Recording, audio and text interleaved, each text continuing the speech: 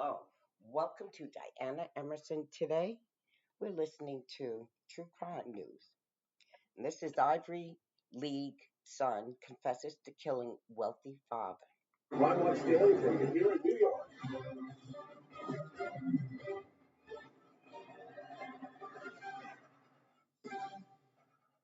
A wealthy New York businessman ambushed in his home and shot in the face. His face was obliterated. The shooter, it's his own flesh and blood. He appeared to be the perfect kid. His 14-year-old Ivy League son. We had the defendant saying, I had to do it, I did it.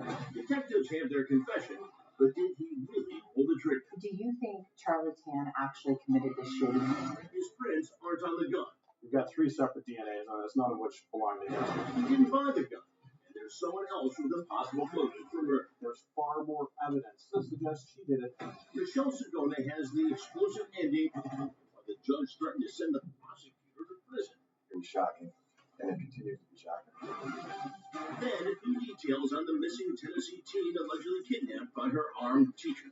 Izzy, please come home. Get away from him.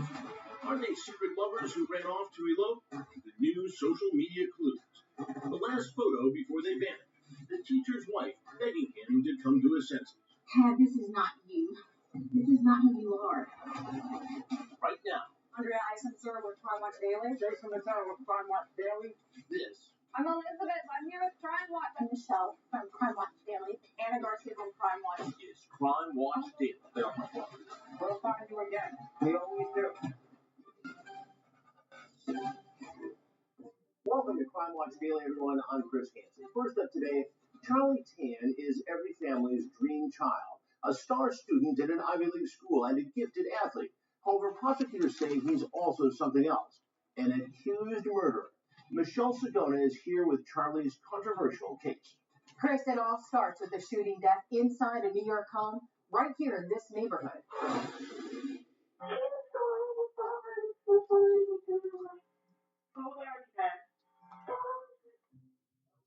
The body of a wealthy businessman, Jim Tan, is found lying on the floor of his study, disfigured almost beyond recognition. It was a shocking blast to the face. His face was obliterated while he was still alive. Assassination or execution. And Tan's Ivy League son, Charlie, stunningly confesses at the scene of the gruesome crime. Saying, I did it, I had to do it, he was going to kill my mother. But conflicting evidence fuels suspicions that Charlie may have actually been trying to save his mother, Jean, from something else. A murder rap. There's far more evidence to support the fact that she did it than Charlie did it. The bloody killing of Jim Tan is a whodunit like few before that dominated the headlines of our Rochester affiliate, WHAM. Who killed Jim Tan? Have you ever seen anything like this? I don't think so. It was shocking, and it continues to be shocking. Murders like this don't happen too often anywhere, and certainly never in Pittsburgh. Probably the most affluent community we have here in the Rochester area. Where Chinese immigrants, Jim Tan, 49, wife Jean, and youngest son Charlie, 20, are living the American dream in a beautiful home. The Tans, by all accounts, were a family that had it all. Thanks to Jim's remarkable success in business. Who was he? He was the owner of Dynamax Imaging. It's an digital optics company. They make digital sensors for cameras, phones, that kind of thing. It was a business that did well. And John Hand, a local newspaperman who's covered the Tan murder case from day one, says success was running in the family, with son Charlie already far exceeding his parents' high hopes for him. Charlie was a superstar kid, president of the student class at one of the top schools in the state. Well liked in school, did well in school, did well athletically. So well that Charlie had gone on to become an Ivy Leaguer at the prestigious Cornell University in Ithaca, where the sophomore was continuing his academic success and further showing off his athletic prowess on the football team. Charlie's a very accomplished young man. He was very well thought of and certainly was an overachiever. As it related to grades, as it related to sports, as it related to everything. He was also popular.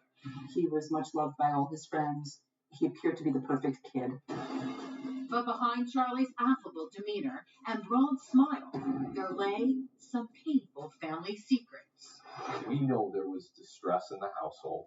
And it was about to be exposed with the squeeze of a trigger. A lot of what people came to find out about that home was shocking because they didn't know what was really going on. James Noble says Jim and Jean Tan had reportedly been having violent arguments. There was definitely a long-standing history of domestic violence in the house. Jean is said to have frequently shown signs of being physically abused. One day she's fine and she's well, and the next day she has an injury. Her knee is bandaged, or she's got a bandage on her head or something like that. I bumped my head. The classic cliche excuses of a battered woman. The police have been called to the Tan home more than a dozen times over the years. And just weeks before her husband would be found murdered, an apparently terrified Jean had called 911 again. Yes, he choked me and I'm so scared. Please help. I was coming. No. Please come. Please come help.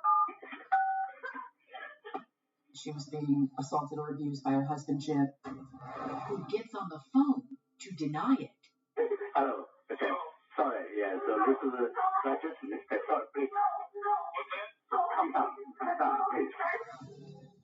No charges would be filed, but cops have left Jean this card, directing her to help for domestic violence. My understanding is that she had started an order of protection against her husband, but that she never followed through. And her son's defense attorneys say Jean also saw a divorce lawyer shortly after. So clearly she was starting to look for some help. Then, just a week later, something happens that sends Charlie scurrying back to his parents' home from his dorm at Cornell, where he reportedly told his football coach, Told him, Coach, I won't be here for weightlifting tomorrow. And his coach said, what's wrong? He said, I got some things I got to do and, get home. But nobody knows for sure what the emergency was. We speculated and assumed that there was some communication between Charlie and his mother, which caused him at that point to pack up his belongings and come home and assist her in some way. Next, surveillance cameras catch someone buying the murder weapon. But it's not Charlie. Do you think Charlie Tan actually committed this shooting? Behind the closed doors of this New York home, a man lay dead, gunned down while sitting at his desk. Michelle Sedona is back now with more. Did Charlie Tan kill his allegedly abusive father to save his mother's life? Or just say he killed him to save her from a murder rap? There's more to suggest she did it than Charlie did it. I don't think she had the capability to fire that shotgun. The scene for this mother and son whodunit had been set when Charlie abruptly suspended his life at Cornell University to rush back to the family home in Rochester, New York, after getting what's believed to be a cry for help from his mother. There had been some communication between the two of them about something that had happened at home, which was prompting his trip to go there. And 4 days later, on a Monday night, police would receive this hysterical 911 call from Charlie's mother, Jean. 911 center, what is the address of the emergency? Cops arrive at the Tan home to find Jean waiting outside with Charlie, who surprises them by confessing to killing his father. They asked where his dad was. He said he's dead, he's upstairs, I had to do it, he was going to hurt my mom. Jean corroborates her son's story. Jean Tan says my son did it. Charlie agrees that he did it. He directs the sheriffs to the location where the weapon is found. So at first it appears that maybe this could have been self-defense. Exactly. But then you look at the crime scene, it appeared that Jim Tan was sitting at his desk, working, answering emails. There didn't appear to be a struggle. It looked like he was taken by surprise. There was not an item on his desk that was out of place. Then there's the horrific way Jim Tan was killed. His body found lying under his desk in the study with 3 wounds inflicted by a 12-gauge shotgun. Once in the chest, once sort of in the arm, and then a facial shot that pretty much removed his whole face. The shotgun was placed next to his face. His face was obliterated while he was still alive. Looked like an assassination or an execution. And Charlie would be arrested and charged with second-degree murder on the strength of his crime scene confession. Was Charlie hysterical? No, he was very calm, very, almost businesslike.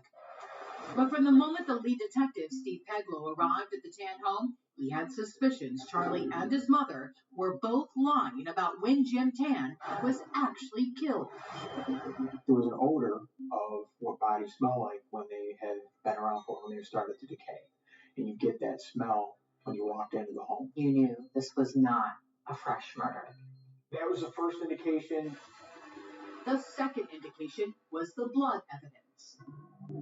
There was dried blood all over. Then there was the state of the body. I realized that Jim Tan was out of rigor mortis. When someone dies, their body stiffens, and it stiffens for 12 to 24 hours, and then the body goes out of rigor mortis and becomes very limber again. The coroner would conclude Jim Tan had been dead for about 48 to 72 hours. He certainly didn't die on Monday. He certainly didn't die on Sunday. You start getting into Saturday. And detectives would stumble upon their biggest clue to exactly when Jim Tan was murdered. Jim had a computer in front of him, and one of the investigators turns it on, and there was emails on the computer that had not been read since the previous Thursday. The same day, his son Charlie had mysteriously rushed back to the family home from Cornell. Well, we felt confident that Thursday evening was the last time we took a bath. Which sparks accusations that Jim's wife, Jean, must have staged the 911 call she made 4 days earlier. And what do you believe? No question in my mind that call on Monday night was completely fake. She also says, I saw something happen. We know she didn't see something happen on Monday night. It's impossible. So the coroner said. Investigators have no evidence to indicate it was Jean who actually committed the murder, but they would gather a lot of circumstantial evidence pointing to Charlie as his father's killer.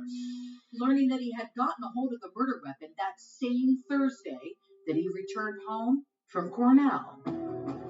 They would uncover the surveillance video of Charlie trying to buy the shotgun at Walmart near the university on his way back to Rochester, only to be turned away because he reportedly didn't have the necessary documents.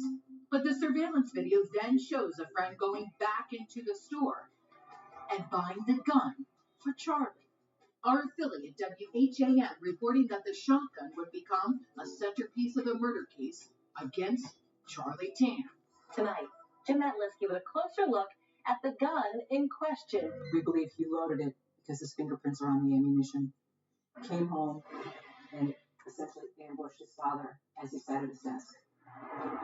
Investigators would also find this foreboding email Charlie sent to his fraternity brothers at Cornell that same day. He titled it Showtime, and it reads, in the coming days, you'll start to hear things in the news and possibly get a couple of visits from authorities. Don't listen to anything you hear. A few already know my true story, and in due time, you will also. Why is that email so important to this case? It shows his intent. It shows that this was purposeful for him, and he knew what he was going to do. But Charlie's defense attorneys interpret the email as an indication Charlie knew his mother had perhaps already killed his father. I explained it as a cover-up for his mother. He says, you're going to see what happened. And he also importantly says, what you're going to hear isn't true. That suggests to me that he's taken a fall for his mother. Next, sparks fly in court, and the judge drops a huge bombshell when Charlie stands trial for the murder of his father.